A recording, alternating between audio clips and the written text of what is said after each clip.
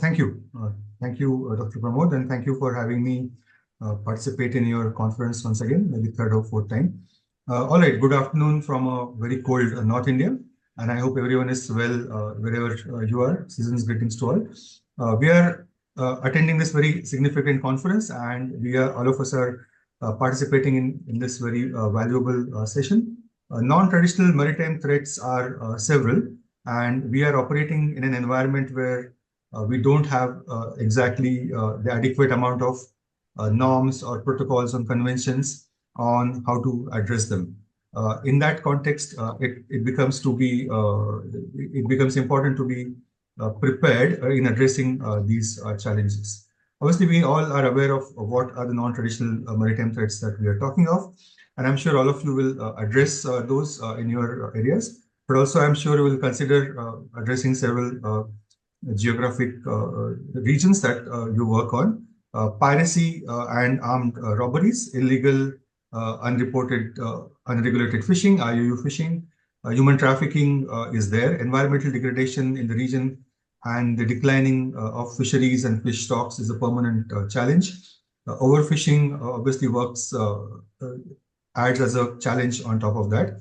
There is maritime environmental degradation, as well as environmental incidents on which we don't have adequate protocols as well as mechanisms to address them. And obviously the challenge that crosses the boundary between traditional and non-traditional aspects, that is drug trafficking and arms trafficking as well. I'm sure all of us understand that the traditional and non-traditional challenges overlap because a lot of these non-traditional threats are created in a way to fund traditional threats, create traditional threats, and also to traditional challenges for the adversaries. Now, there are a lot of ways in which these threats can be addressed, and we have been talking of that for a long time. But are we closer to addressing these threats than we were, say, 5 years ago or 10 years ago? And how do we get there? How do we get better at addressing these threats eventually? In the field of, in the context of growing geopolitical contest and competition across the world, particularly Asia and South Asia, because we are located in South Asia here. How do we increase cooperation? How do we increase legal frameworks for this? How do we create capacity for smaller countries? How do we undertake maritime domain awareness that is productive and helpful but not competitive? How do we create environmental protection and promote sustainable practices at the sea? I'm sure many of you, all of you who are speaking today will address these issues. So now I welcome you all to start speaking. Dr. Robert, you're first, so I invite you to start your presentation. Thank you, Chair, and good morning from Nairobi. I wish to start my remarks by thanking Nepal Institute for International Cooperation and Engagements for hosting the Indo-Pacific Future Forum for 2024 and for inviting Mashariki Research and Policy Center, Kenya, to share our thoughts on this topic addressing non-traditional maritime threats in the Indo-Pacific region. My name once again is Brigadier retired Dr. Kabage. I'm the CEO of this institution. I also wish to appreciate my fellow speakers today. I want to center my discussion on moving beyond the traditional security understanding that is state-centric and shift towards human security. The use of terminology non-traditional threats remains contested.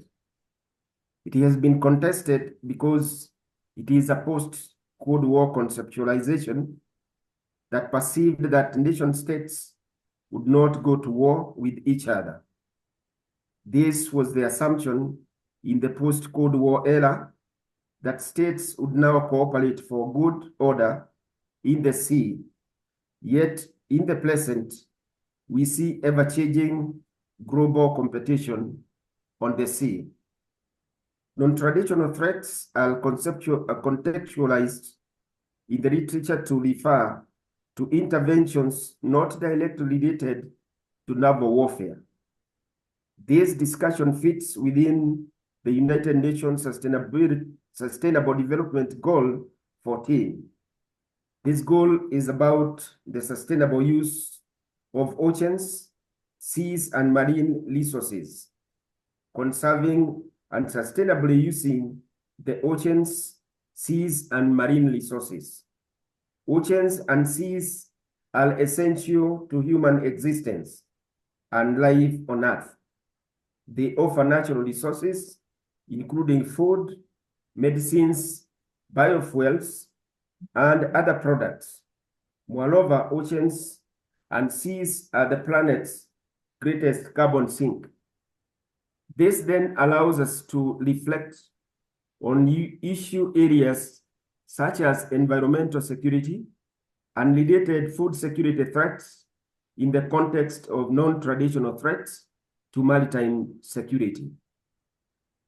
In the non-traditional maritime threats, we can talk about such issues as climate change, drug smuggling, piracy, sea robbery, terrorism, and illegal, unreported, and unregulated fishing, IUU. These issues are often interlinked and cut across national and physical boundaries. These threats can be linked to state weakness, but also insufficient regional and international cooperation.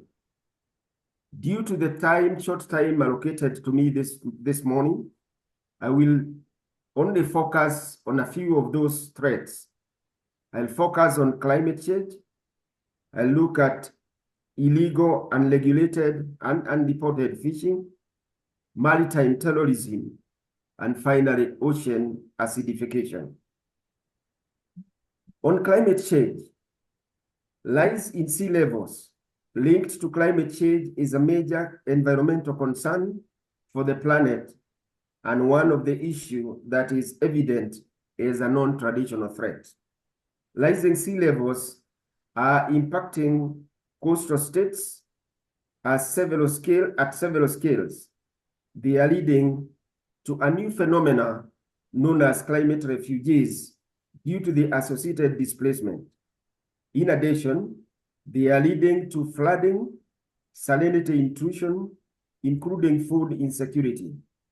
The Maldives Island is one of the developing nations facing this threat, even as climate adaptation and mitigation interventions are put in place. On illegal, unregulated, and unreported fishing, littoral nations and coastal communities around Indian Ocean are dependent on fishery for their livelihoods. IUU is referred to in literature as unsustainable practices that lead to the depletion of fish stocks. The end result is that they are detrimental to the marine ecosystem. These activities are largely enabled by weak governance mechanisms where states are unable to police their marine resources. This then allows actors, such as organized criminal groups, to engage in these illegal activities.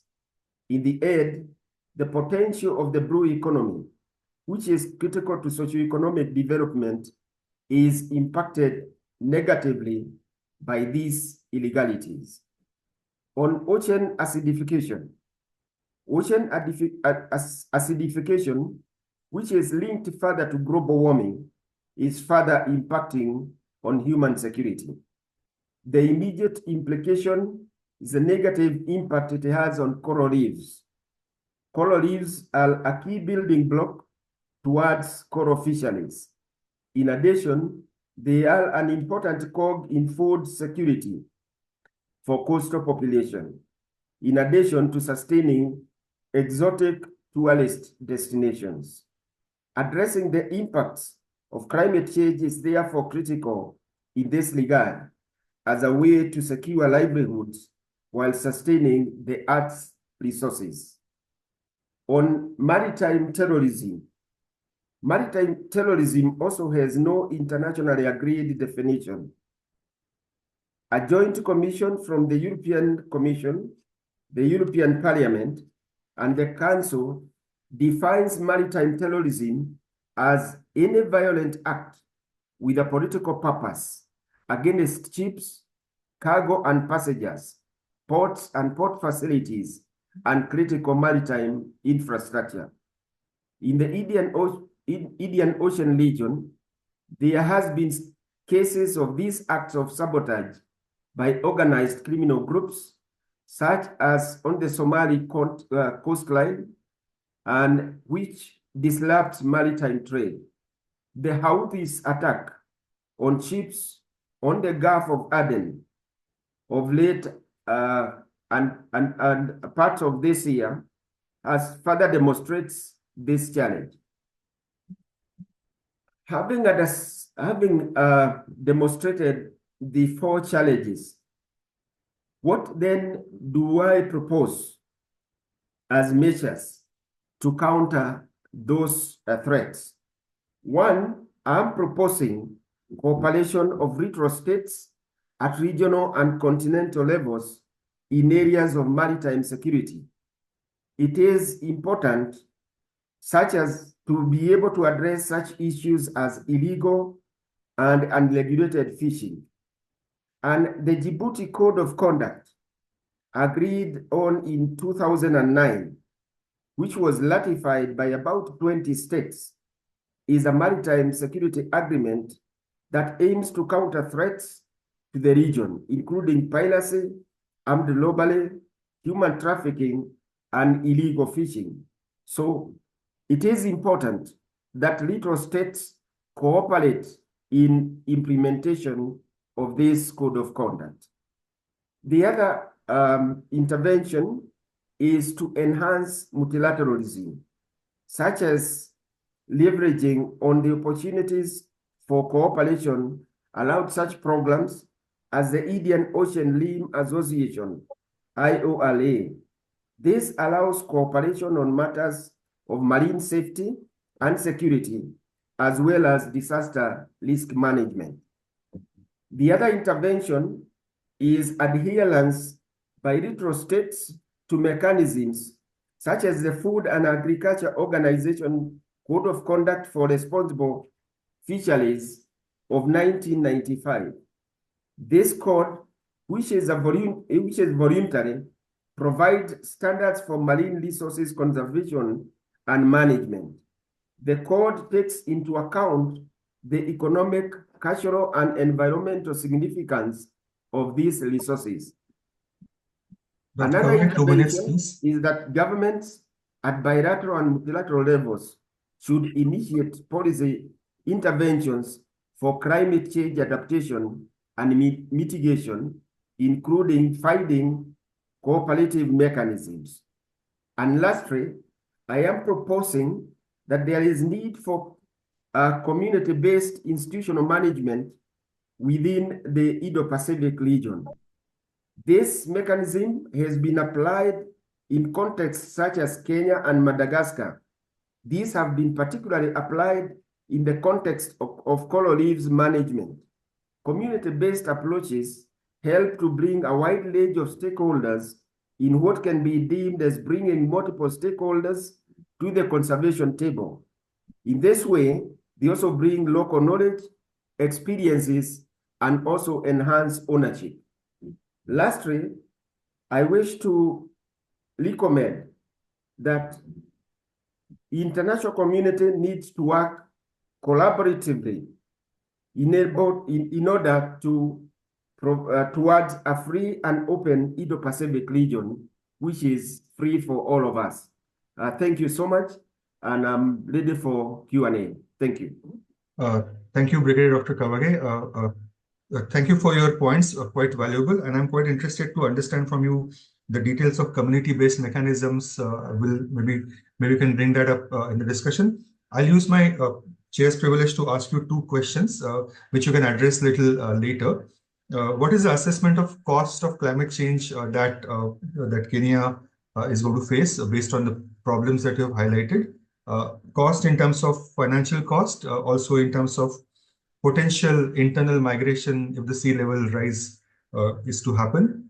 You have also mentioned IORA and regional cooperation activities. What are your expectations from regional powers and other great powers towards this aspect outside the regional activities? We'll move to the next speaker, but I'd like to add one more point. A lot of the maritime challenges that are coming as non-traditional challenges also have their roots on the ground. Like the pollution that goes into the ocean have originate on the ground, and India as well as China as well as rest of South Asia are part of the problem here.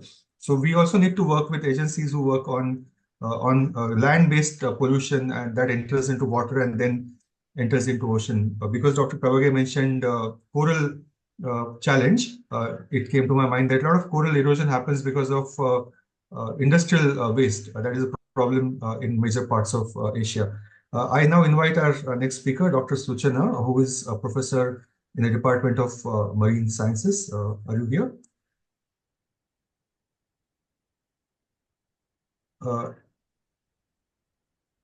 If not, then can we move to Captain Kamlesh Kumar Agnihotri, who is a senior fellow at NMF New Delhi?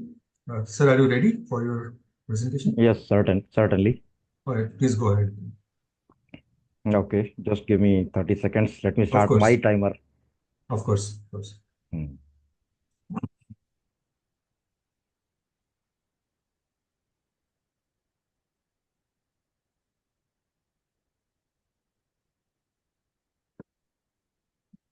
Okay, so good afternoon, ladies and gentlemen. It is a wonderful opportunity to talk to this forum. And the topic, of course, is addressing non-traditional maritime threats. A lot of people have talked about the maritime threats per se. Can you hear me, Dr. Godbole? Yes, quite clear. Yes, sir. Okay, so then it is fine. Uh, since the time is less, I will just briefly touch upon the non-traditional maritime threats and not all of them because we have a distinguished panel.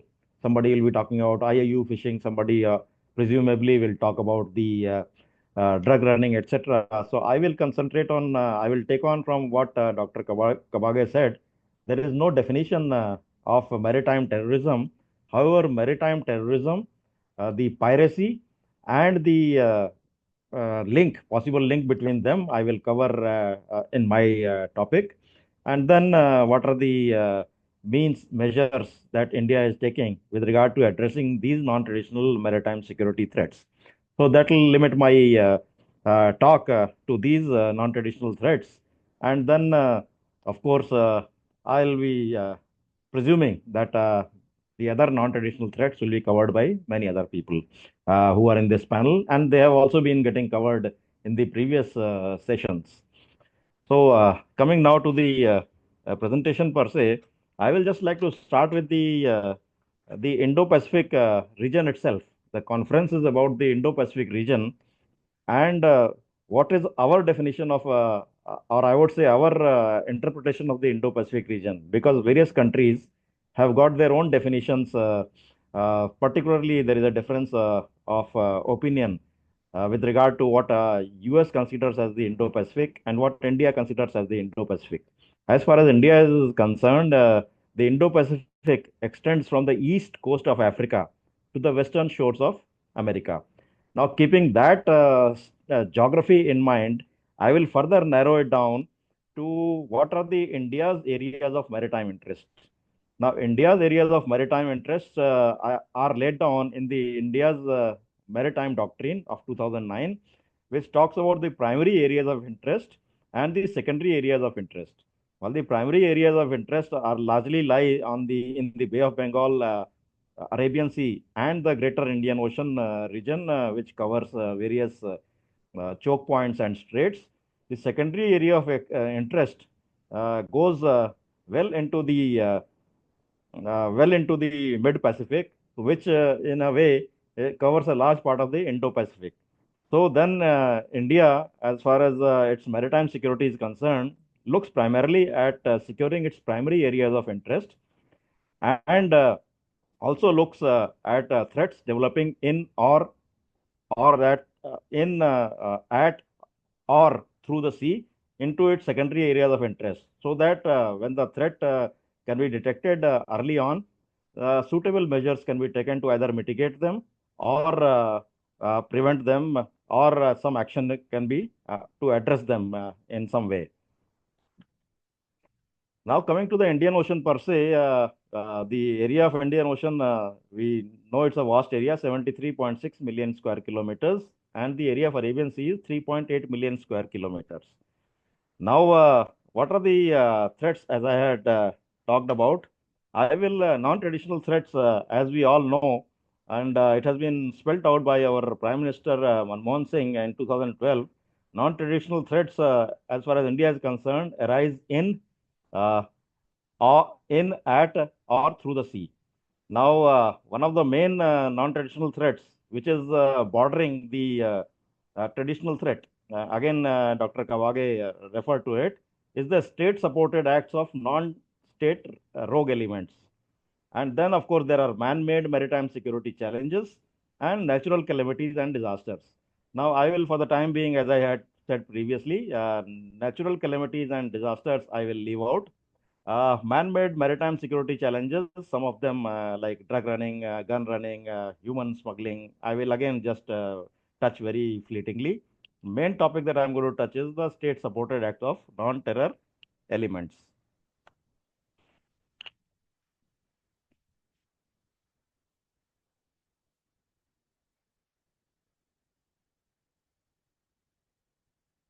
So, the state-supported acts of non-state rogue elements can manifest in various ways.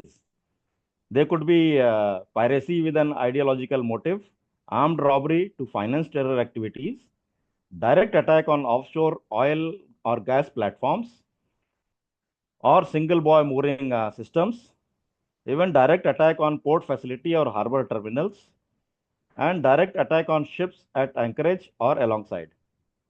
There are certain other manifestations also. Direct attack on near coast nuclear or industrial installations. You know that nuclear installations have to perforce be sited at coast because of the huge cooling requirements which is met by the seawater. Then the indirect attack from hijacked ships on shore installations or cities, infiltration for attack in the hinterland, and indirect attack on harbors by disrupting safe navigation aids and by sinking ships, boats, or in the narrow channels or straits. For example, if you look at Visakhapatnam, the entry into Visakhapatnam is so narrow that if a ship or even a boat is sunk at the narrowest part of the channel, the complete traffic in and out of Visakhapatnam can be easily blocked. And since the waters over there are quite deep, it is very easy for the adversary or the enemy or the non-state actor to come very close, get into the narrowest part of the channel, and carry out its nefarious activity should it intend to do so. So now I would talk about maritime terrorism in a little more general sense, and we have had some examples of maritime terrorism. Definition is not clear, has not been specified, as Dr. Kabage said. The threat of maritime terrorism is manifest in USS Cole incident in Aden in 2000, October 2000 to be precise.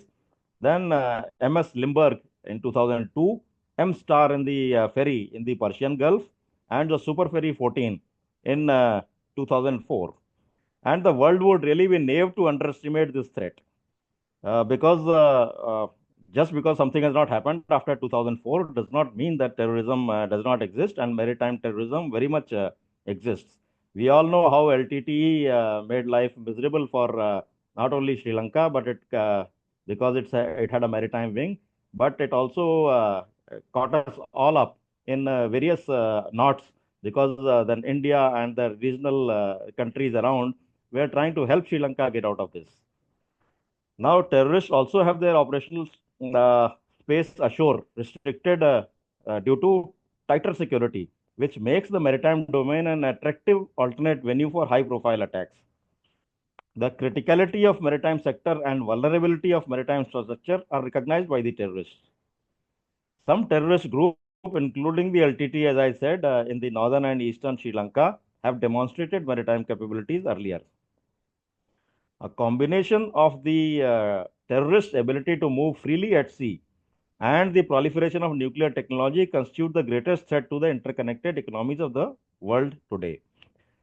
Other non-traditional threats, I will only refer to them. I will not explain, as I had said. Illegal, unreported, and unregulated fishing, drug running, human trafficking, piracy. Piracy, little bit I'll touch. Armed robbery, actually, I already touched the piracy part. Ocean environment pollution, uh, and contraband smuggling or transportation of weapons of mass destruction.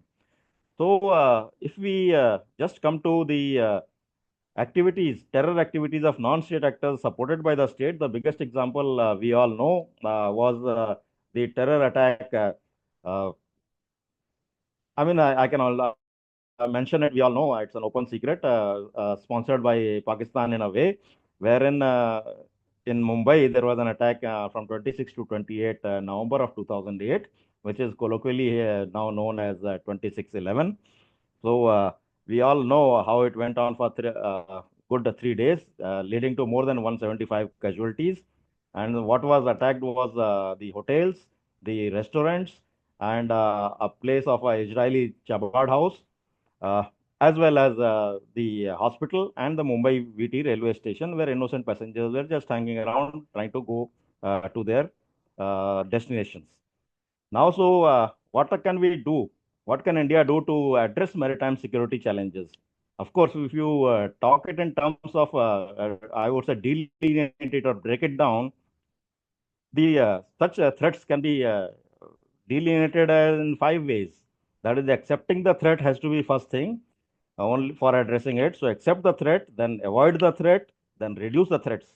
And reducing the threat can be done by 2 ways. First, monitor the threat, and then control the threat. Now, So two when we minutes, talk sir. about these, yes, how many? 2 minutes. 2 minutes to Oh, close, please. okay. So while acceptance of risks in maritime warfare is axiomatic, I mean, risks are there. That's why we are in the panel sitting here. And Nice, Nepal is hosting this conference. That's why accepting threat is very much there. It's axiomatic. And avoidance is rarely feasible. That is why pragmatism would call for an effort to reduce risks through comprehensive monitoring and credible control mechanisms. And to counter these threats, non-traditional threats, the countries must invest in building of a comprehensive MDA architecture. This MDA is Maritime Domain Awareness Architecture. This architecture should be built around many sources and technologies and should be reliable, accurate in collation, should be user-friendly, agile, easy to access, and also amenable to dissemination in shortest possible time frame. And the space-based surveillance technologies are playing a major part in that. Indian Navy has also taken some stellar initiative towards erecting MDA effort in the Indian Ocean region. One such initiative is the establishment of the Information Fusion Center for the Indian Ocean region. Now, I'll just talk about the Information Fusion Center quite quickly. It extensively collaborates with other information fusion centers operating from Singapore, Madagascar, and Seychelles. Also, information sharing centers are also other information sharing centers also involved.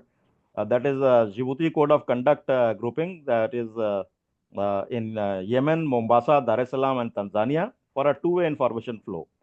In addition, Quad group of countries are seriously working to operationalize a comprehensive MDA picture at a much broader scope and larger scale under the rubric of IPMDA, Indo-Pacific Maritime Domain Awareness. IPMDA harnesses innovative technologies such as commercial satellite radio frequency data mining to provide near real-time information to its partners across Southeast Asia, Indian Ocean, and the Pacific region. IPMDA supports the ability of Indo-Pacific partners to rapidly detect and respond to a wide range of challenges involving illicit maritime activities. So when we have talked about monitoring is like a MDA that I have just talked about. And to ensure that recurrence of 26/11 type of incidents doesn't happen again, India has taken various positive steps. That is, joint operation centers have been set up at Mumbai, Visakhapatnam, and Cochin and Port Blair. National Command, Control and Communication and Intelligence Network has been established for real-time MDA. Sagar Prahari Bal, comprising of 1,000 men and 80 fast interceptor crafts, has been formed for security of naval bases and vulnerable assets. Give me a minute.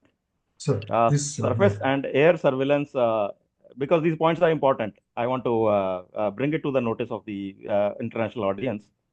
Surface and air surveillance enhanced by the Indian Navy, Coast Guard and aircraft along the coast of and offshore development areas. Coastal radar stations and AIS chains have been set up. Marine police of coastal states and union territories has been strengthened. And what about the Navy? Navy has got Indian Navy. We all know navies have four clear roles: the combat role, diplomatic role, constabulary role, and benign role. So combat and diplomatic role are not within the preview of this because they are not addressing the non-traditional threats. The constabulary role requires coastal defense, security of EEZ, good order and at sea, and these turn into counter-terrorism and policing missions. So, having completed my presentation, I will just provide a recall for the panelists as well as the other audience who have joined in about the rescue of MV Ruin from pirates by Indian Navy on 15 March 2024. Indian Air Force was involved, Indian Navy was involved, Marine Commandos were involved, and they parachuted into the sea very far from India's coast, and they managed to capture 100% pirates and release all the hostages from the captured ship called MV Ruin in March of 2024. By this, India has shown its prowess to take on the non-traditional threats, particularly of the piracy and terrorism kind, anywhere in the Indian Ocean region, which is our primary area of Indian Ocean region. So I will stop at that. Thank you. Thank you, sir. I mean, thank you, Captain Agnihotri. Excellent talk. I mean, the second half of your talk was more tuned with what we're discussing. My question was going to be to you on the effectiveness of the Information Fusion Center, and if you could bring some data on their capacity and the kind of success they have had so far, and their future plans towards in the Q&A. Of course, you don't represent them, but I'm sure you'll have some more information on that. I now invite Rajdeep Mukherjee, who is a policy analyst in the Bay of Bengal program. Are you there? Yes. Thank you, sir. Can you hear me? Yes, quite clear. Yeah, sorry for the delay. I was in another meeting. How much time I have? So about 12 minutes, but about I'll ping in 10 minutes for you to close in next 2. Okay. So basically, we are talking about non-traditional threats. And just before coming here, I was talking to my daughter who is having an exam, and she was telling that the exam was not good because some questions were from out of syllabus. The non-traditional threats are kind of this out of syllabus. When we say tradition, that means there are existing practices, norms are there, rules and regulations are there. But non-traditional kind of catches off guard. We don't know what to do it, how to kind of approach them, and what should be our reaction. I would just spend a few minutes in this norms part also. Again, just giving this example of what my daughter told me. Now, when I just dig deeper that why you think it's an out of syllabus. So she told me that, okay, the teacher did not discuss about it in the class. Now, as we know, I mean, when we were in the student, when we were the student also, we did not actually look at the syllabus, which was available with board or maybe somewhere lying in somewhere. We basically relied on that what teacher is telling us or what maybe the friends are telling us. And based on that, what we have an idea of a syllabus. If you look at the traditional and non-traditional threat, it's kind of same thing. At a constitutional level, the countries may be aware about the non-traditional threats. So there are rules and regulation laws in place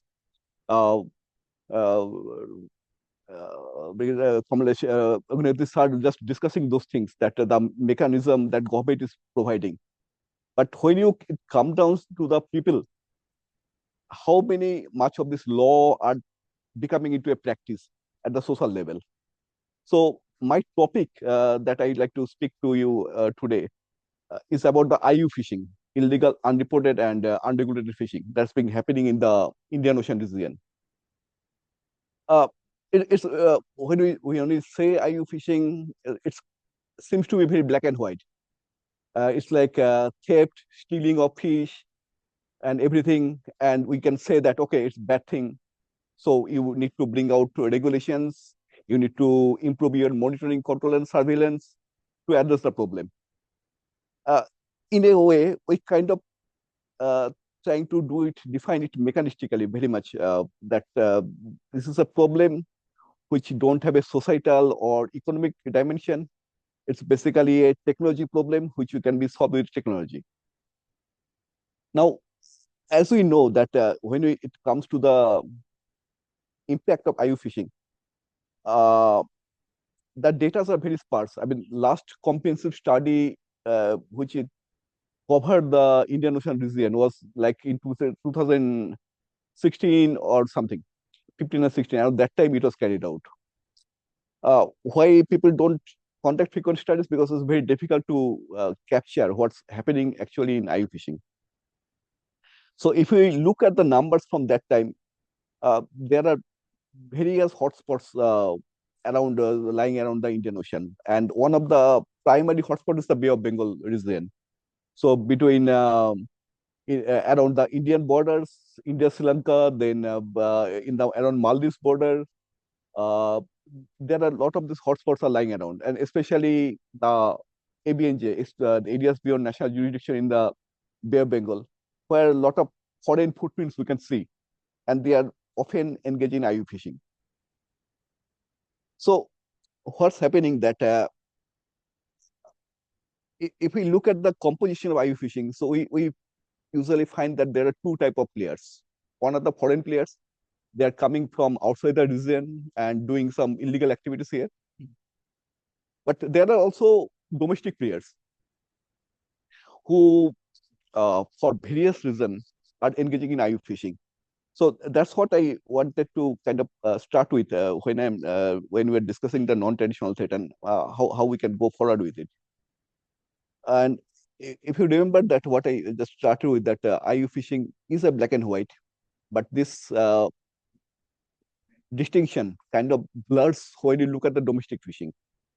The data that they have captured during the earlier studies shows that the domestic fishing vessels are catching a lot, which can be termed as an illegal fishing. Like they are not fishing, they are fishing without license, or the fishing boats are not properly registered, or they are doing prohibited fishing gear and everything.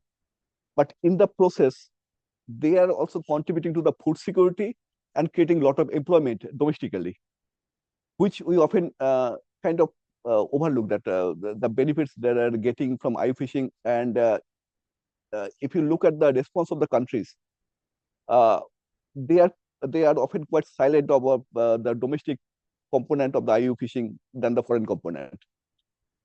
Now, why is it important? Because if you look at the major violators in fisheries who are engaged in IU fishing, and in various research papers, they are named that China is in various seas engaged in IU fishing. But and then we can ask that why the Chinese government are resilient about the IU fishing that being attributed to them. So probably one of the reason is that it is contributing to them domestically. It's kind of creating employment, creating food security, and other issues. I am not going into the crime part of IU fishing, which I think other speakers will be covering, like drug smuggling, human smuggling, arms smuggling, and all those things being done in the name of fishing. But even if we don't cover them, we just stick to the basic fisheries management. So we kind of see a dual role of a state when it comes to IU fishing. They are quite resilient when it comes to the domestic IU fishing, but they are more vocal when it becomes a foreign IU fishing. So you can say that when I'm going to other country, my fleet is going to another country. So that for that country, I'm a foreign fisherman, and they are vocal. So, but their domestic fishing vessels also doing the same thing, and they are kind of silent.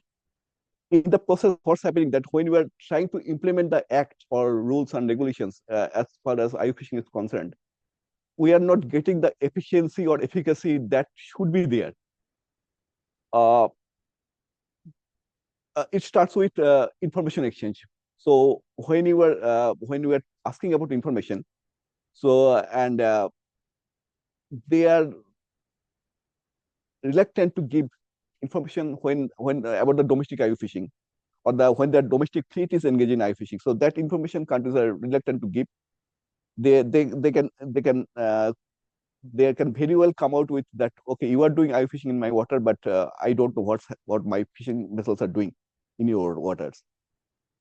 We can look at the IFC IOR website, who monitors the IU fishing activities, all the probable cases of IU fishing activities. And we can see the listing of IU fishing vessels in different organizations like FAO, IOTC, who are kind of a list of IU fishing vessels. And then we can look at the court cases actually where the IU fishers are prosecuted. So it is like a inverted pyramid structure. There are like a huge numbers of IU fishing cases or possible cases of IU fishing being reported in different websites, media, in people conversation and everything. Small percentage of them come to the regional organization with actual request for actually probing that whether it's an IU fishing incident or not. And a very still a smaller percentage of them actually get prosecuted in the court, and they are being punished or penalized or something. So the whole point is that if we kind of maintain this dichotomy in our approach to a problem, we may not ever able to solve this problem simply with technology, a better monitoring or better policing or something. Because with every crime or every violation of law, if we don't go to the crime as such, the mechanism or the redressal mechanism starts with that how the society look at it, that whether the society is accepting those violators or they are kind of rejecting those violators. So in case of fisheries, we like I said that we see a little bit of acceptance. We say, I mean, certain degree of acceptance as far as domestic fishing is concerned. So what we have to do now in that case?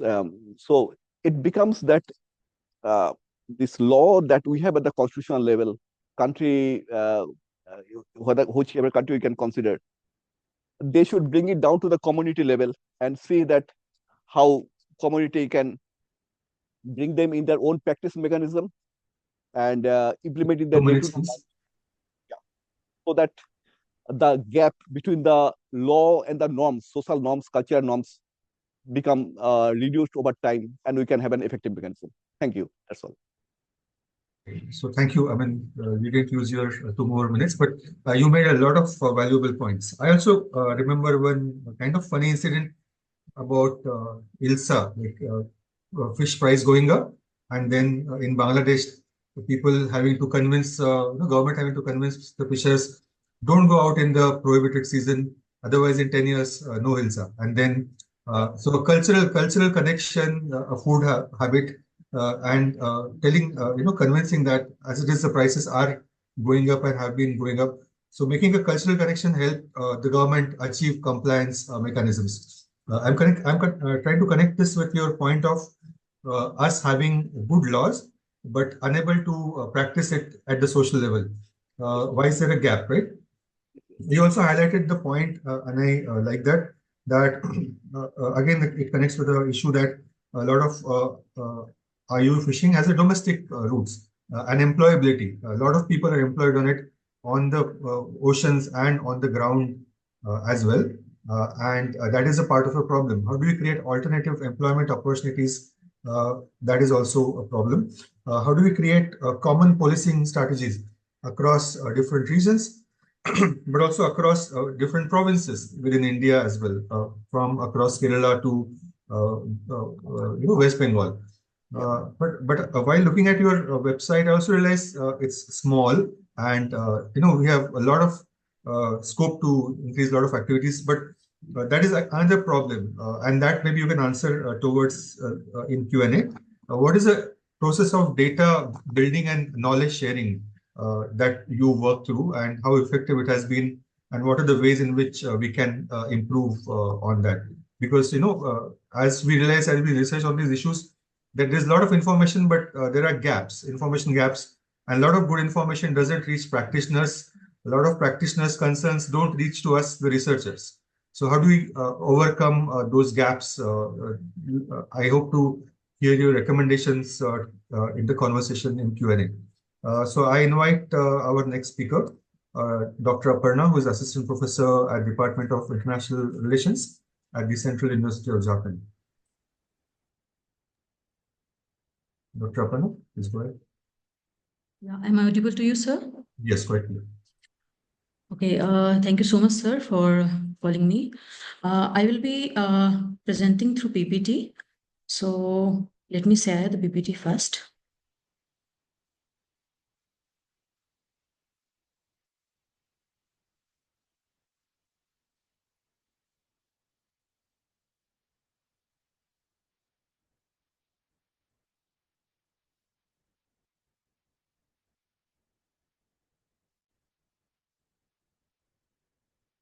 Can you see the PPT, sir? Yes, it's clear. You can go ahead. Okay, very good afternoon, sir, to the respected chair and my dear colleagues out there. Thank you so much, nice forum, for giving me this opportunity to present before you on my research work, conservation of the Indo-Pacific marine biodiversity and analysis. As we all are aware that Indo-Pacific Forum 2024, a two-day conference in its 10 sessions and many sub-sessions. So many scholars from all across the world are discussing on different dimensions of Indo-Pacific security architecture, traditional as well as non-traditional. Here, session 7 is concerned of this non-traditional security threat, and as my senior colleague, Dr. Rajdeep Mukherjee sir has said that this particular topic seems to be out of the syllabus. So very rightly marked, sir. But sooner or later, as my work also says too, and all this discussion of session 7 will indicating that this non-traditional security concerns are going to play the critical role in for shaping the traditional security issues and the related conversations. So let us start with my work, sir. As we know that this Indo-Pacific region is a huge region, and if we go into its vastness as an eco-region, we will be seeing like from American Samoa to Australia, Northern Territory, Queensland, Western Australia, like Egypt, like Comoros, India, Kuwait, Madagascar, Malaysia, Maldives, Oman, Pakistan, Saudi Arabia, Seychelles, Singapore, and so on. Reasons means eco regions are associated with this Indo-Pacific region, and this particular Indo-Pacific region has a vast number of non-traditional security threats that all of us are presently talking to.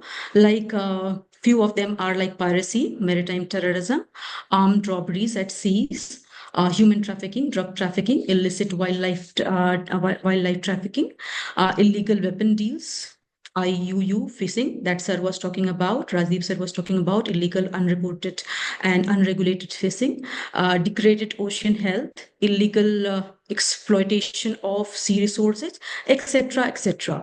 And we know that these things have become significant and real threat to both national security as well as commercial shipping in recent years.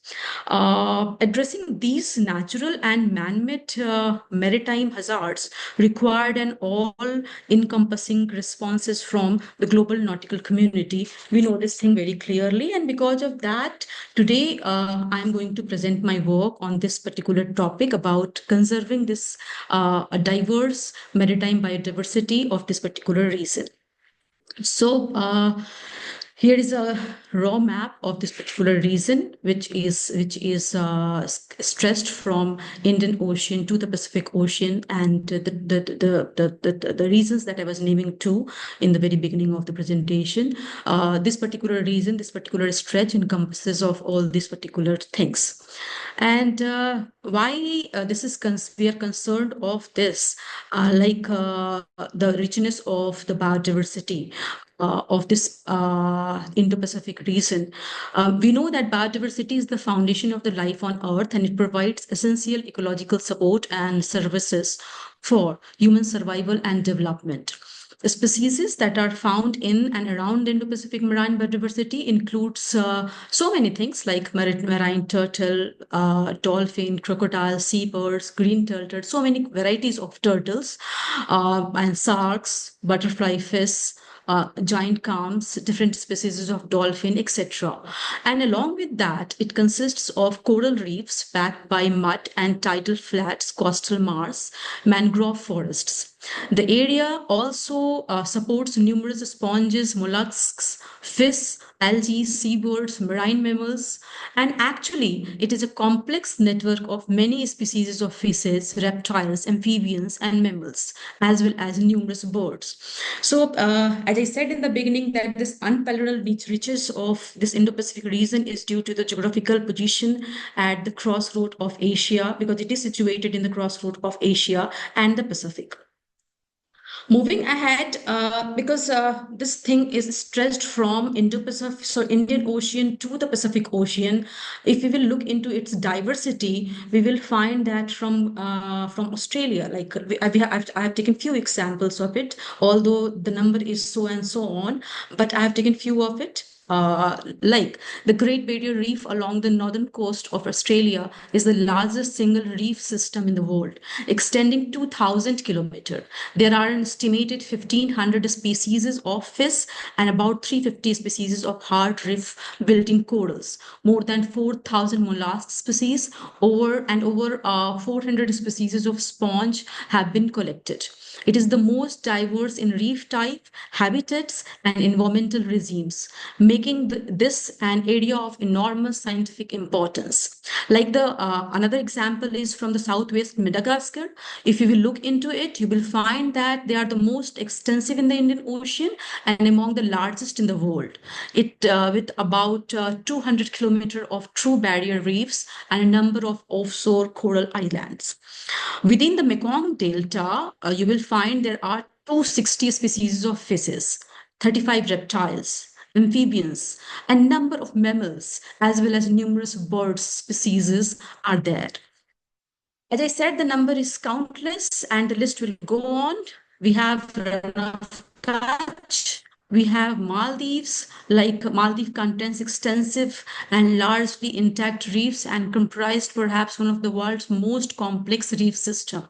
Like we have Arabian Sea and Persian Gulf, which contains rare high latitude coral reefs, green turtle nesting beaches.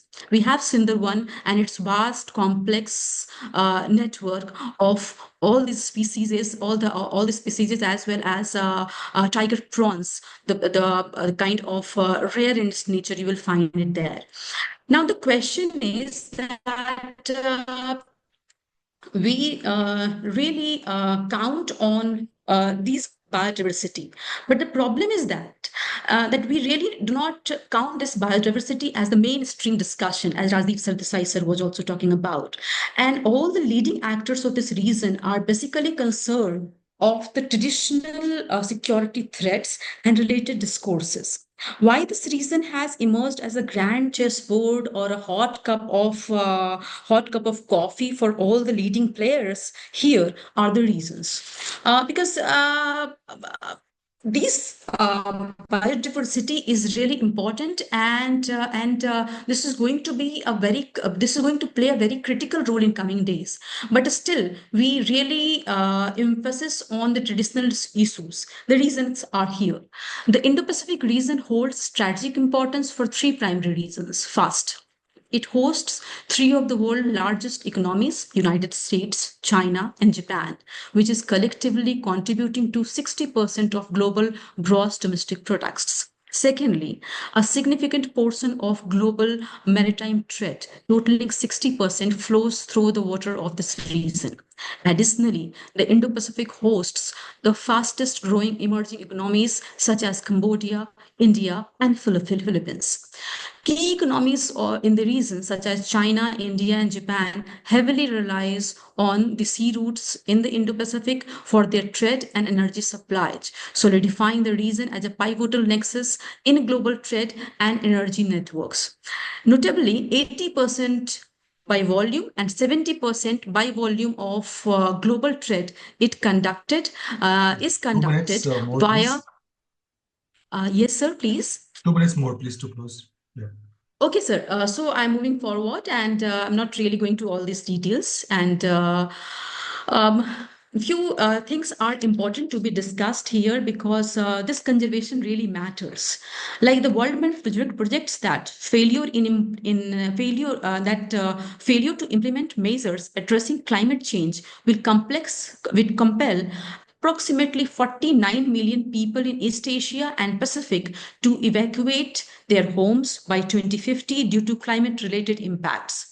With a 2 degrees Celsius increase in global temperature from pre-industrial level becoming more probable, it is anticipated that 90% of the coral reefs in much of the Pacific Island region could suffer severe degradation, negatively impacting marine species reliant on these ecosystems. In fact, if you will go and look into the IPCC 2019 report that forecasts that a rise in extreme sea level almost universally, with events like 1 to 100 years ESL becoming more frequent across certain regions, means these regions. Coming to another slide, the sea level rise is really the rate of the increased sea level rise the scenario has been tripled in this particular region, and really in more pessimistic climate change scenario, 1 meter SLR would destabilize the island within the next 20 to 40 years. So really, the thing is that the point of the discussion is that this biodiversity is really going to play a critical role in the stability, economic stability, as well as in shaping the security architecture of this region. I was having some suggestions which will talk about preserving. How will we be preserving this biodiversity in coming days, and how this will lead us towards a sustainable development goal. Especially the responsibility goes to the scientific research network, especially the responsibility goes to the diplomatic efforts, especially the responsibility goes to the integrated maritime and marine policies, as well as the Indo-Pacific Environmental Union is a kind of timely demand which we will have to look into and which the world has to count for. Thank you so much, sir, for giving me the time. And in my paper, if my time will allow, definitely I will come up with a research paper and which will really discuss about the conservation of maritime marine biodiversity in this particular region. Thank you so much, sir. Thank you. Do we end the presentation? Anyway, thank you, Dr. Aparna. I enjoyed listening to you, especially the last part of the presentation is quite valuable. And as also you have highlighted today, scientific networking and how do we go ahead with that, right? So how do you create scientific networking? That's my question to you. Do you have any policy proposals on expanding scientific networking? Do we have adequate scientific networking? Maybe other speakers can also contribute to that, scientific and policy and knowledge networking in the region. You also highlighted importantly the issue of potential of climate refugees. I mean, not refugees in the first place, but the climate displaces. Once people get displaced because of climate change, how do first they'll displace within their countries, and there's a potential of climate refugees who will cross their national boundaries eventually. And are we prepared regionally or globally to understand that eventuality? And thank you for presenting on this topic of marine biodiversity. Not many people are talking about it. So every start is a good start in this way for issues like this. All right. So moving on to our next presenter, Dr. Sampa Kundu, who is a long-time colleague and friend of mine, who is a consultant at RIS for developing countries, India. Dr. Sampa, if you're ready. Yeah, hello, Dr. Godbole. Hi. And I have a presentation, so if Yes. I don't know whose screen we are still seeing. I don't know if we're able to. um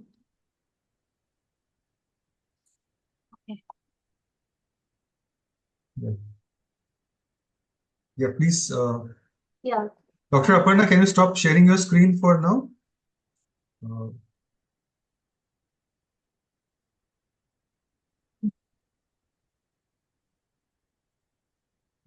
Any moderators here? Other admin mods? For some reason, I'm not able to stop. Okay, all right, great. Yeah. Can you see it? Can Yeah, you see it? please. Okay. Yes, make it full screen.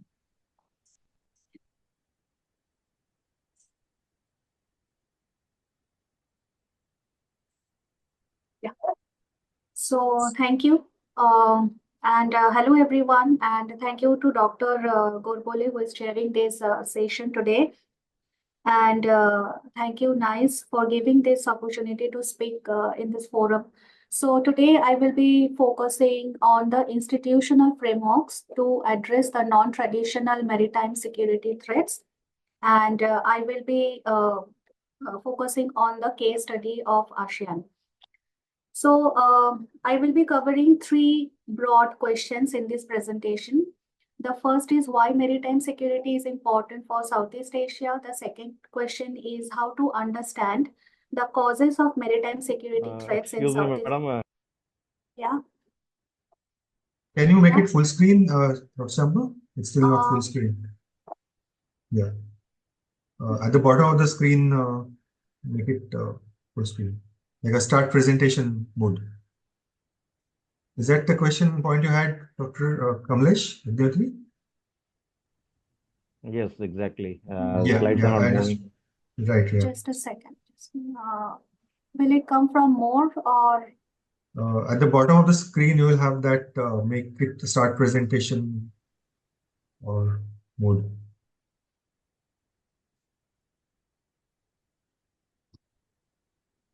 I don't know if it is fine now. Still not, but Okay. yeah, see, at the bottom of the page where you see that 212%, Yeah, click yeah. on the tab next to that on the other side.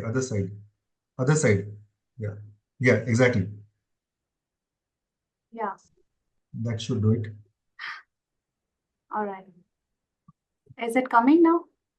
I mean, Not yet. Anyways, let's go ahead actually, in the okay. interest of time.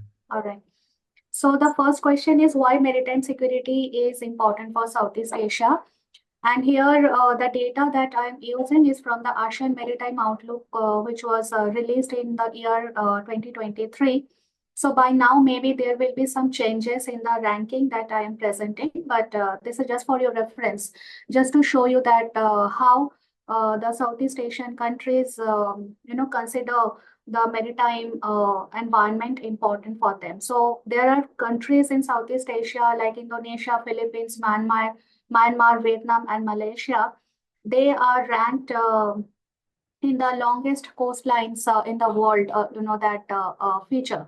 So Indonesia obviously is uh, uh, it is obviously ranked at the fourth rank globally with almost 95,181 kilometer of coastline. Then comes Philippines. Then we also have Myanmar, Vietnam, and Malaysia. Apart from that data, we also know that 9 out of 10 ASEAN member states are coastal states. And then Indonesia and Philippines were the first countries, one of the first 5 countries that were recognized as archipelagic states under 1982 United Nations Conventions on the Law of the Sea. So all these data and information basically tell us that why for Southeast Asia, maritime security is important, apart from this strategic and geographical significance of the region. So if we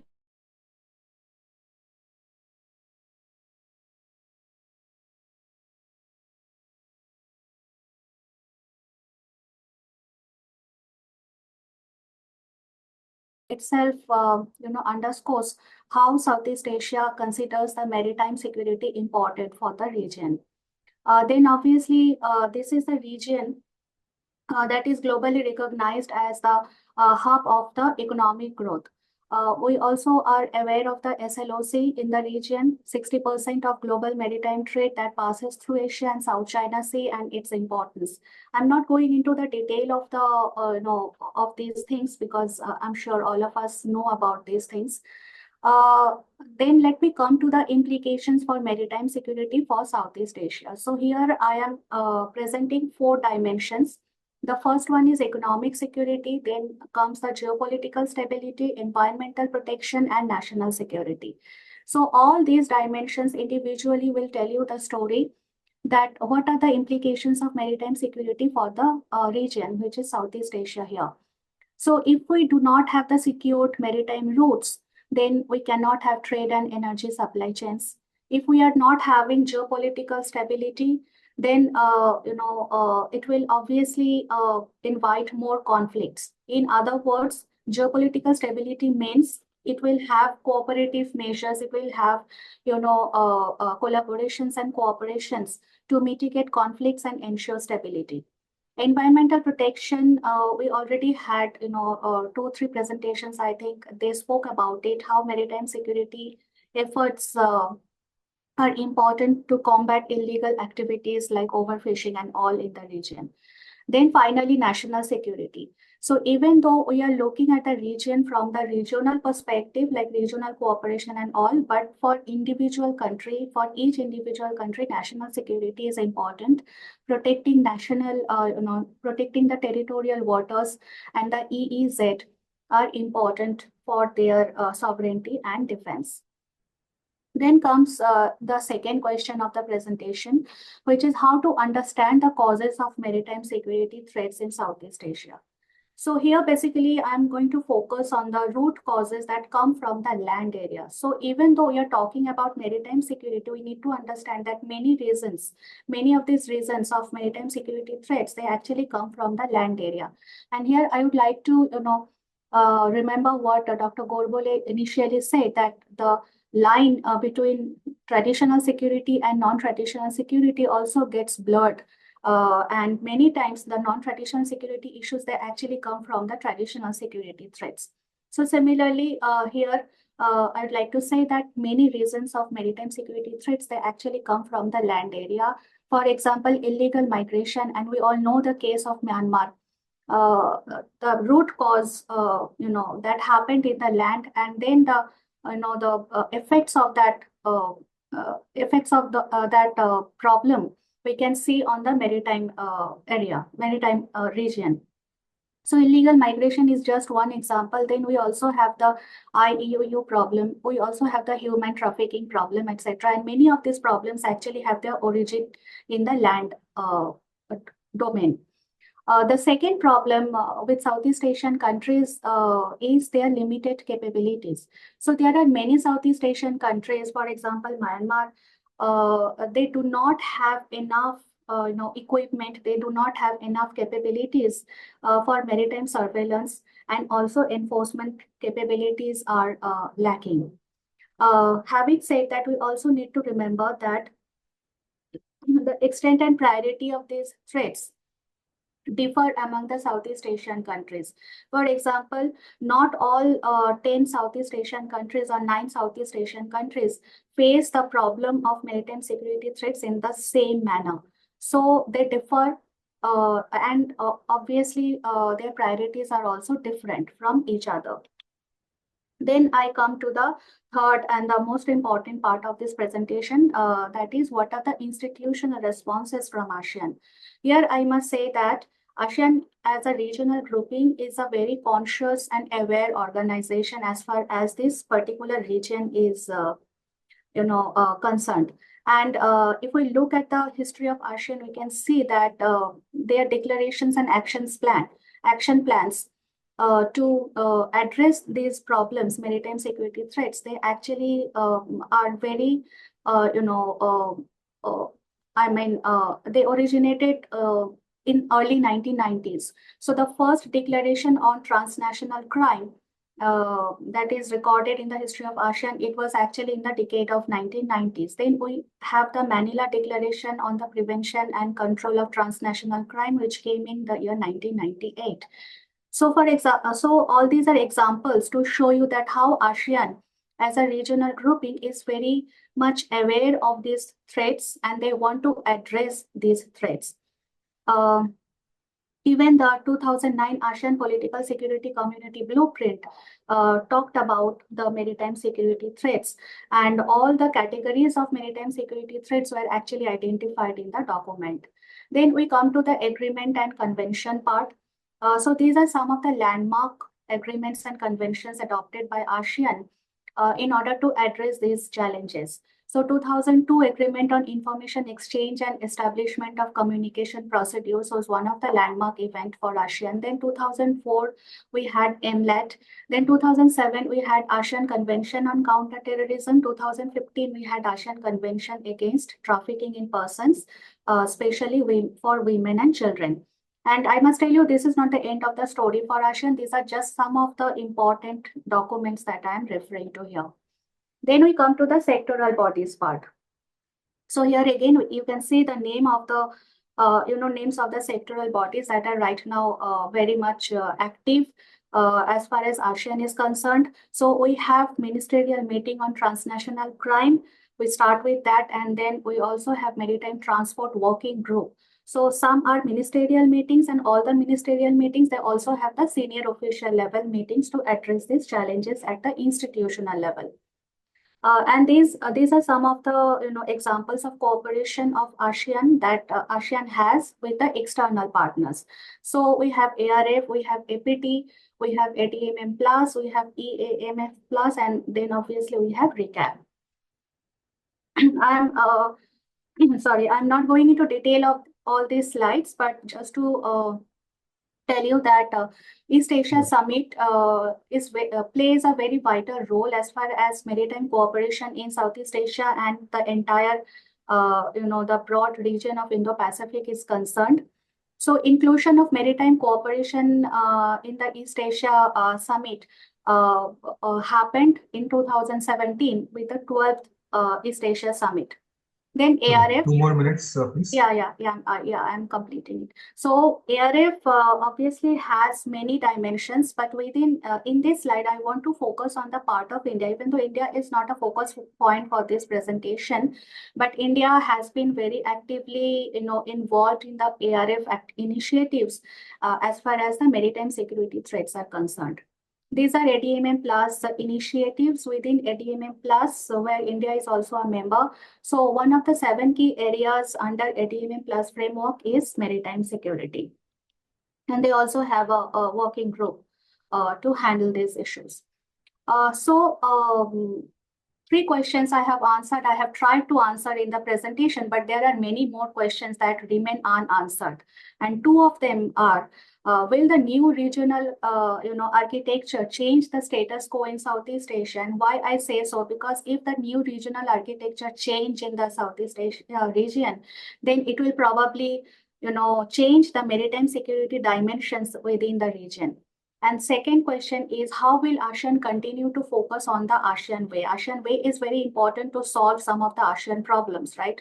So how will ASEAN continue to focus on ASEAN way? That will invariably address the NTMs in Southeast Asia. So these are just some of the questions that I thought that remain unanswered and we need to focus on them.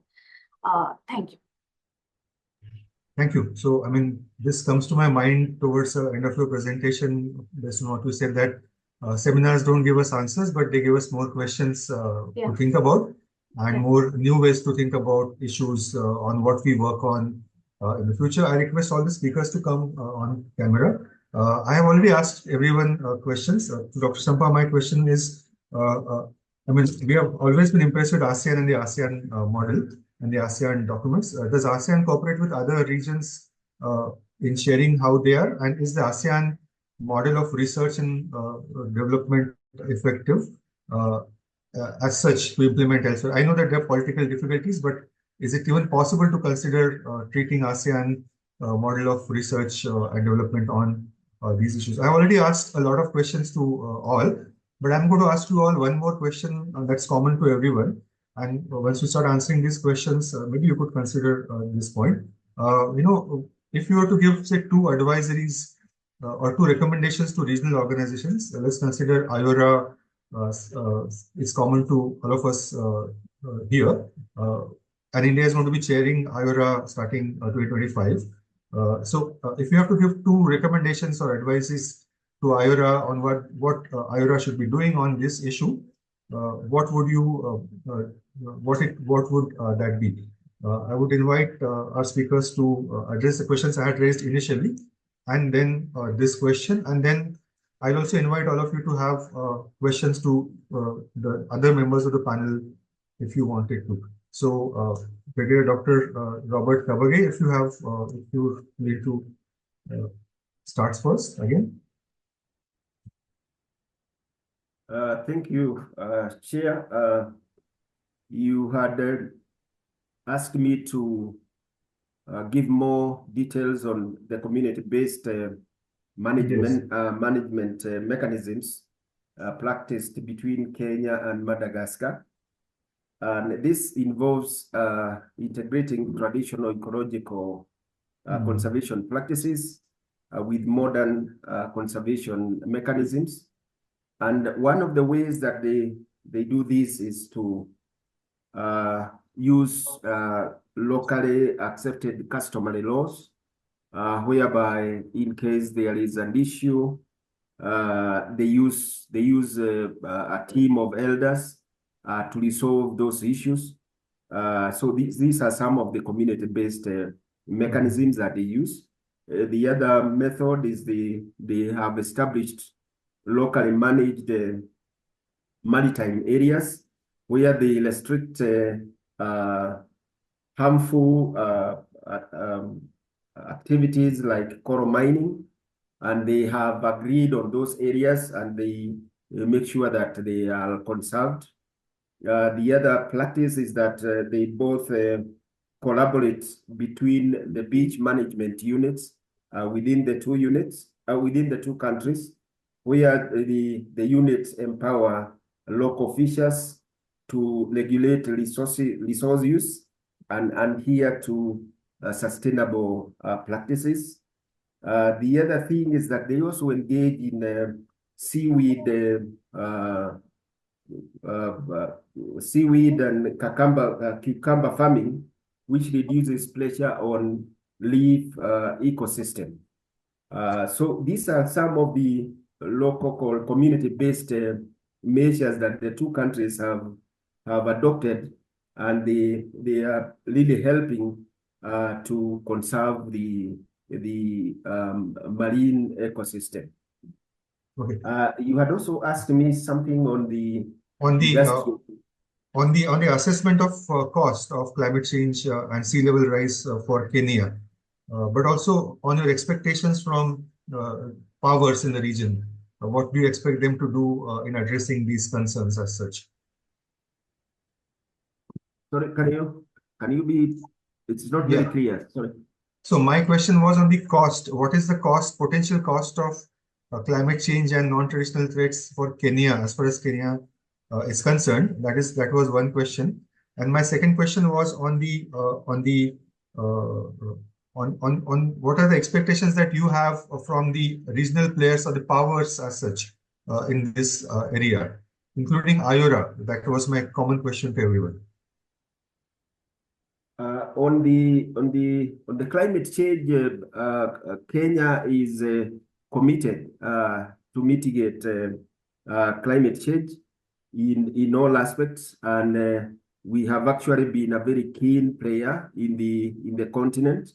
we actually had the AU. We are the AU champions on climate change, and we work on it very seriously, even within the marine ecosystem, and we expect that other players will also be able to work together with us collaboratively, just as I indicated at the end of my presentation, that we need to cooperate, the international community needs to cooperate to make sure that the Indo-Pacific is free and open for all of us in all aspects. On the IOLA, I would also wish that we also all cooperate in this regard and work together to make sure that we adhere to the dictates and the requirements of IOLA in a very cooperative and collaborative aspect. Thank you. Okay, but I'll ask you to come back to this again, perhaps recommendations for IORA in the years to come on this issue. Okay, Agnihotri sir, your responses and your recommendations. Yes, thank you, Dr. Godbole. You had talked about, you had asked me a question regarding what is the kind of data in the IFC, IOR that they are handling, their capabilities, what exactly do they do. So if I tell about the capabilities per se, I'll have to be generic in nature because they're Of also course. doing some very interesting work for our Navy as well as the region. There is another center called IMAC, Information Management and Analysis Center, which never gets talked about, so we leave it Yeah. at that. The IFC IOR, as you know, was established by the government under the control of Indian Navy at Gurgaon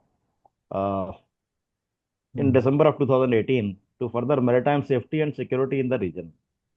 The center per se aims to strengthen maritime security in the region as well as beyond, because we talk of IFC IOR, but our focus is Indo-Pacific as per our interpretation, as I had explained in my presentation.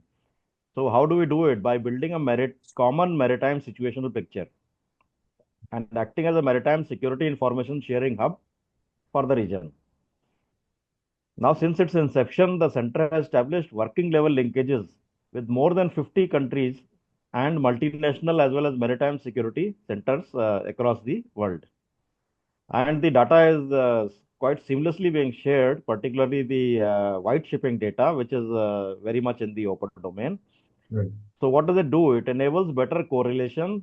It compresses the information cycle, and timely inputs provide naturally timely analysis and timely distribution again. Center also hosts international liaison officers from 14 different nations. So it's not that we are trying to do it all alone, and we want to have a bigger regional focus on it. So to date, Center has hosted international liaison officers from Australia, France, Italy, Japan, Maldives, Mauritius, Myanmar, Sri Lanka, Seychelles, Singapore, UK, and the US. And the latest entrant was supposed to be Bangladesh. Now, you know the situation, so I guess things will be it will be reviewed afresh. The only thing hindering wider cooperation and collaboration with other countries and their navies was the lack of space. So now it is being made much bigger so that at least we can double the capacity of international liaison officers who can come in. And any and every country, not only in the Indian Ocean, in the Indo-Pacific, can be asked to, will be asked to join up so that we have a better absolutely seamless cooperation among all the countries. And your What happens there recommendation? is, what happens is the Indian naval personnel and the ILOs duly are assisted by the MDA analysts. They monitor the complete areas for developing maritime domain understanding on various matters, including maritime piracy. Somebody had talked about the IU fishing, also armed robbery, contraband smuggling, irregular human migration, and possible links. And every day there are something happening. The reports are put out monthly, half yearly, as well as annual reports are put out, and weather forecast and warnings are also published. Now, what are the sources of information? I mean, if you have to do something so much, then one has to know what is the sources. We are monitoring, we means the India, and our IFC-IOR is doing AIS data, automatic identification system data, from space-based resource satellites, as well as from the terrestrial means, AIS sensors. There are long-range identification and tracking systems. There is information from white shipping agreement with the partners, because you can't do it alone. Maritime Security Information System, US-based, and information from the IMO departments and organizations. There is UK MTO and all. Constantly it is happening. Now, MV Ruin, of course, is one of the, I would say, the high points. I had mentioned it in passing, but now you asked about the practical part. So, the Indian Navy Marcos took a 4-hour trip from India to the seas of Somalia by a Air Force helicopter, and they dropped there and actually captured. This is one really a highlight of example of how behind the scene IFC-IOR is coordinating. The complete operation was coordinated by IFC-IOR because they are having the whole picture. The information was going to Air Force, to our ships at sea, as well as to the international organizations to tell them as to what is there happening, and if some support is required, we'll come back to you. So this is one of the examples. There are many examples happening. And finally, what are the recommendations? The IORA was largely established as with a economic focus, economic security of the world of that particular Indian Ocean region. However, we have another organization called IONS, Indian Ocean Naval Symposium, which has a focus on maritime security. And now, I think 10 years back, there was a clear-cut shift. I would say shift. It was the maritime security was also added as an agenda in the IORA charter, because it has been now recognized that there can be no economic stability unless the oceans are open and secure, and that can only be done if maritime security is ensured. So my recommendation is have better cooperation and collaboration with the IONS as well as IORA. That is first thing. And India as presidency, we are actually recommending this. The NMF is working in a big way. I am particularly writing an article on this particular aspect. The second observation is that I think the Ms. Sampa had mentioned about the ASEAN thing and ADMM plus. In ADMM plus, a lot of HADR exercises and a lot of other medicine and HADR exercises are happening. That has to be taped up much more, because the I would say the disaster and their recurrence and frequencies is increasing. So rather than being just a talk shop with some kind of I would say a preliminary participation in the exercises, a serious note of various assets being conjoined under the ASEAN, I won't say leadership, under the ASEAN umbrella, for having much more comprehensive exercises to deal with real life situations. So I would recommend that particular thing. Thank you. All right, thank you. Thank you for a comprehensive coverage and comprehensive answering of questions. Dr. Aparna, can you go next? Yeah. Sir, can you hear me? Yes. Yeah, sir, I have two suggestions. In fact, more or less, I will say one. Because if you will look at my suggestions for strengthening the scientific research network and enhancing the data sharing system across Indo-Pacific countries, I will just try to elaborate it. Actually, this research networks are actually needed at two levels. First, at national level, means the countries of this particular region, Indo-Pacific region, it is so very much vast. They need to coordinate with each other. They need to share their data on scientific backgrounds, on marine areas, about marine science, about the biologists, about the climate experts. They used to shake their hands together, right, beyond their national interests. which is so very much vested, which is so very much rooted in the policy making of a country. When it is about national security, we always talk about traditional security threats. Traditional measures are always considered on priority basis. And the second important thing, if we will look at from Indian perspective, and especially to the countries who are lesser developed, if you will look at USA, UK, Australia, Japan kind of country, they are really working hard on sharing data, on sharing research, on making a research network. But if it is about India and a kind of India, like India, developing countries and least developing countries of this area, Indo-Pacific region, they really need to work hard on grooming a research network at their domestic level. Right, because traditionally for security threats, we discuss about whole lots of issues, right? But about non-traditional security threats are lesser being discussed. So my suggestion for the policymakers would be to enhance this scientific research network, and especially if it is about the non-traditional security threats and conserving the biodiversity of this particular region, this must be counted on. Thank you so much, sir. Okay, it looks like Mr. Mukherjee is off the conversation. Okay, Dr. Sampa, your turn for the questions and recommendations. In the meantime, there are also some questions that have come up in the chat. If everyone can look at the questions directed to them and answer them afterwards. Okay, Dr. Sampa. So thank you for the questions. Your first question was ASEAN, how ASEAN is cooperating with other regions, right? So ASEAN has a global vision, right? And under the ASEAN umbrella, ASEAN has already initiated multiple number of cooperation and collaboration initiatives with other regional organizations. For example, ASEAN with SCO, ASEAN with BRICS, ASEAN with BIMSTEC, ASEAN with IORA, ASEAN with PIF, at the bilateral level also ASEAN with Australia, ASEAN with US, ASEAN with India. So the external partnership of ASEAN goes beyond ASEAN, and that is the beauty of ASEAN. So that part is well taken care of by the organization.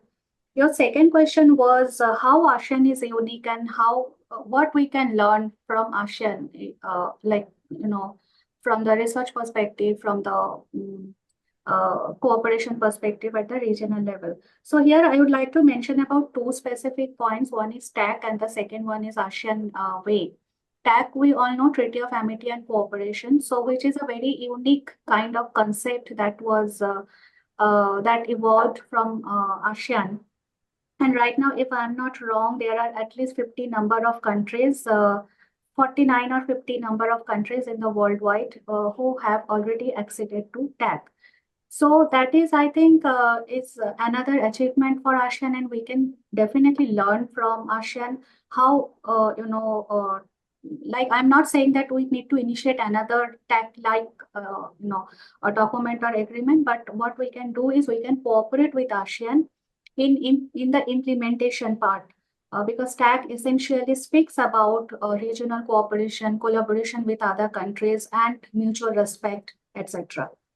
Then ASEAN Way. ASEAN Way is definitely another significant achievement of ASEAN, because ASEAN always speaks about remaining at the central of the Southeast Asian geopolitical affairs.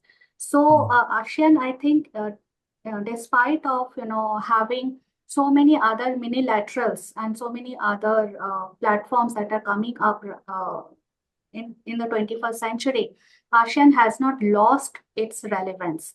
So I think that is another achievement of ASEAN, and we can certainly learn from that experience as well. For IORA, I have one recommendation, and I think IORA is already trying to implement that. We can just strengthen that recommendation part, and that is how IORA can work towards more synergy with other regional and sub-regional groupings in the region. For example, with BIMSTEC, with ASEAN, with PIF also, because IORA is it has a very vast geographical scape, right?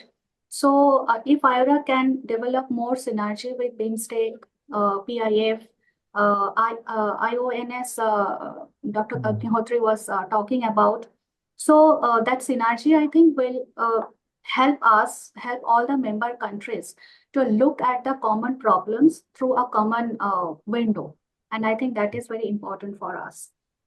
I think I have one question. Yes, take it. Please take it. Yeah, I think I have already mentioned about it, but just to reiterate my point, when I am saying that many of these maritime security threats actually originate in the land area, what I mean to say is, for example, if we have political instability in a country, or if we have economic disparity, economic, problems and instability in a particular country, if we are not at par in terms of development, and if we have other kinds of violence that force people to take up issues which are not legal in the sense, then those things will be having their lingering effect.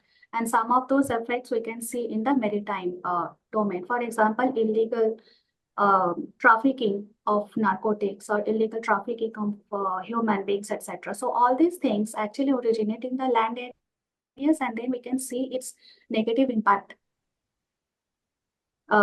leading to serious maritime security threats in Southeast Asia and also, in any corner of the world. So from that perspective, I think I have said that. Apart from that, I don't think is there any other question. No, I don't know. Yes, you're right that a refugee always has a push factor and a pull factor, something that pushes them out of their hometown, like a home place. And nobody wants to become a refugee by choice unless something that pushes them out of their own locations. I mean, and those are some of the critical aspects that we don't notice. But yeah, I mean, of course, ASEAN has had difficulty in handling these refugees. I mean, with Myanmar, there was a dispute. There was a very silent dispute between Indonesia and Malaysia that Indonesia was allowing the boats and the rafts cross and then let it become Malaysia's problem. I mean, they did complain about it and wrote about it, but I don't think ASEAN could resolve it effectively. But of course, I mean, that is a regional issue anyway. Okay, Captain Agnihotri, I have a question on the chat box there. Yes, I saw that question from the Dr. Jaiswal. Jaiswal. The a broader role of MDA, I have already explained, but I will just give an example to further improve that thing. If a ship wants to do, it can be a shipping, it can be a fishing vessel, it can be any other, even a big ship, white ship when we say, legally plying the seas. If it wants to do something illegitimate and illegal, then it simply switches off its AIS. So when the AIS is switched off, the primary source of tracking for all the information fusion centers is the AIS. When AIS is switched off, the ship becomes dark. After that, if the ship does not follow the correct pattern or the predestined route, and it goes and does something else, then that is where the challenge lies in picking him up so that we can then uh, make a conjecture as that he was maybe doing something illegal. So over a period of last 6 years, IFC-IOR has been tracking all the white ships at least very clearly with the IMO number and their set pattern of sailings end to end, port to port, what is the route they follow, where do they pick up cargo from. So there is already a standard big data, and that big data is analyzed when a ship goes dark to find out what it has been previously doing, and pattern analysis is carried out. And the moment he switches on his AIS, by time and space calculations, one tries to analyze as to was he supposed to be on that track, or has he gone digressed from the track and done something else. So that is one way of doing it. Second is that the each of these ships, they can go dark on AIS, but they have other sensors which they have to transmit. If you have to navigate at sea, you have to have a navigation radar on. You have to have communication in the HF, not HF, VHF and UHF, or within the ship itself, from the forecastle to quarterdeck, from the forward of the ship to the back of the ship, on some kind of a walkie-talkie. Now the sensitive equipment, particularly of the US, it is called Hawkeye 360 cluster. It can pick up various frequency bands of these ships, and when it has gone dark, the IFC-IOR informs these people under the US satellite operating companies, and they are collaborating with us because of IPMDA. The pilot projects under IPMDA are bringing this Hawkeye 360 into the game. So the ships frequencies, I would say the transmitters frequencies are picked up, and the track is are synthetically built. So it's very difficult. It is becoming progressively difficult for the ships to hide themselves. So this is a major role which IFC-IOR plays in the background, telling the position of even the dark ship. And it has been proven by various kind of tracking such blind ships or dark ships that its efficacy is reasonably proven. So I'll stop at that. Yeah. Okay, Dr. Aparna, you had a question, and it also brings to my mind, and that's an open question for everyone. A few years ago, we have been hearing about seabed mining, and I don't know if there's I mean, it's a progress, is a regress in that front, but is the seabed mining a reality in our neighborhood or in the Indian Ocean, in the Indo-Pacific region? And what sort of impact are we thinking about if seabed mining is actually indeed happening anywhere? Maybe after this, after Dr. Aparna's response. Okay, thank you so much, Chair, sir. My question is, what role do regional organizations play in addressing marine biodiversity loss in the Indo-Pacific? Sir, precisely if I can see the role of regional organizations, especially in the developed region, like there is AUKUS, right? UK, US, Australia, a trilateral security partnership. Which they have established for enhancing the stability in the Pacific region and beyond. Like these kind of regions where the developed countries are surrounded with, they are working good. Like Dr. Sampa Kundu was also talking about ASEAN region, and she was focusing on how they are coming together and joining their hands together for so many other junctures, right? But especially in this region, like if it is about African continent, if it is about Indian subcontinent, we are lacking this kind of regional organizations cooperation in addressing these kind of marine biodiversity loss issues, right? Which we really need to work on. So presently, not much of the do has been done. Like for an example, if a simple example can be taken on seagrass meadows, right? These seagrass meadows are among the most important marine habitats. And if you look into its importance, you will find that they protect the coasts by slowing down waves and holding the sandy substrates by their roots. Right. They provide shelter and food for many marine animals. In this way, strengthens the biodiversity of the sea, and they also filter pathogens from the water and help the ocean stores carbon dioxide. So what we are finding, like these kind of things, we need to understand the value of these small things, which for traditional security reasons, we are, especially the smaller countries, they are still lacking this kind of understanding. So my answer would be that there are much to do in this particular field of conservation of marine biodiversity, and regional organizations are really had to work a lot in this particular field. All right. Yeah, thank you. Good response. Does any one of you have a question for anyone else, or Dr. Pramod, do you have anything more to add here in the conversation? If not, maybe we can conclude the session. We have had a great session, and I actually really enjoyed chairing the session. It's a great privilege when every speaker, puts in their hard yard. And I also enjoyed how the session came together towards, how each of your work contributed to the next one, and how it built on the previous presentations. I'm sure all of you will be working on publishing your research. This it's not just necessary to talk in a session, but taking it to a fruitful outcome is a publication actually. And most of everyone's work here is publication worthy. So I urge you to take it forward and write and publish either short pieces or long papers, whatever works best in your interest. Once again, if there are no questions, we can stop. And I thank everyone for your participation.